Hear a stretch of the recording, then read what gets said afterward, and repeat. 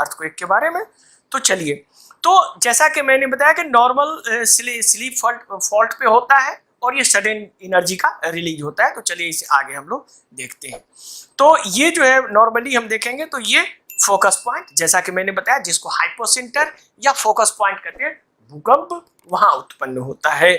अब देखेंगे इसमें उत्पन्न होता है सिस्मिक वेव्स से, जो अर्थक्वेक को ट्रांसमिट करता है चारों तरफ। इसको सिस्मिक वेव्स कहा जाता है। अब ये देखिए, अब ये वेव्स जो होते हैं ये आपको 4 तरह के होते हैं।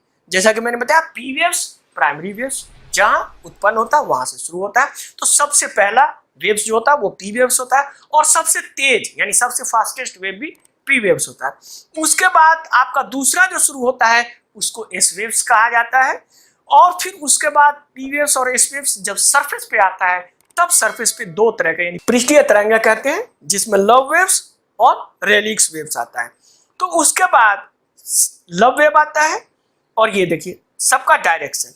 अब ये देखिए रेलिक्स वेव्स जो होता है वो वेव्स की तरह चलता है, जिस तरह से लिक्विड का वेव्स चलता है उस तरह से ये चलता है। तो आप ये देख लीजिए इसमें, तो ये 4 वेव्स आते हैं। अब हम लोग देखेंगे एक एक वेव्स को कि अगर सरफेस पे यानी हम धरती पे 3 तरह की बिल्डिंग बनाएं और उसके मिट्टी की 3 तरह की अलग अलग संरचनाएं हैं, तो उस पे ये चारों वेव्स कैसे कैसे असर डालते हैं।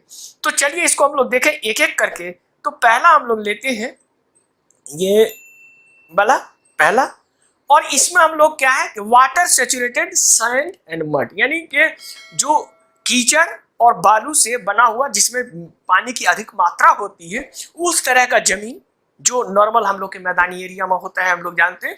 तो उस तरह का जो जमीन होता है उसको एक कैटेगरी में हम लोग रख लिए, जिसको कहते हैं water saturated sand and mud. दूसरा टाइप का अगर हम लें एरिया, ये वाला आप देख लें, ये वाला ये लूज सेडिमेंट है। लूज सेडिमेंट मतलब थोड़ा उससे आप आगे, जैसे कि अगर आप ड्राई लैंड वगैरह में देखेंगे तो उसमें लूज सेडिमेंट इस तरह से मिलेगा, ये लूज सेडिमेंट लेंगे दूसरा। अब तीसरा हम लोग जो लेंगे वो होगा आपका सॉलिड बेडरॉक। सॉलिड बेडरॉक जैसे कि आप पठारी क्षेत्र में जाते हैं जहाँ पत्थर होते हैं पूरे, उस तरह का अगर स्ट्रक्चर है तो सॉलिड बेडरॉक। ये 3 तरह का हम लेंगे, और तीनों तरह पे क्या क्या बिल्डिंग। देखिए ये सारी चीजें बिल्डिंग बनाने वक्त ध्यान रखनी होती है। हम लोग तो नॉर्मली जो गांव में या कहीं भी बनाता है वो तो ना कोई उनको नॉलेज होता है ना कुछ होता है, इसलिए भूकंप में इतनी ज्यादा तबाही होती है। अरे रुकिए जरा, चैनल को सब्सक्राइब कीजिए और इसे शेयर जरूर कीजिए। शुक्रिया।